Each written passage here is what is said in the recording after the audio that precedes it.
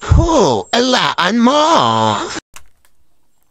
Blind item news. Ala, nakakaloka. Actor H. Kanyang inamin na na-inlove pala siya kay Actress B.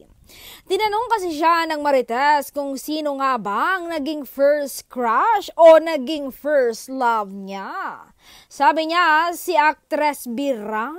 Ang actress na ito ay sikat na ngayon at may ka-love team na nga. Ay, my goodness, sayang. At kung bibigyan daw siya ng chance na makatrabaho ulit ang actress, ay hindi niya daw palalampasin ang opportunity na iyon na mag-reconnect daw sila ulit.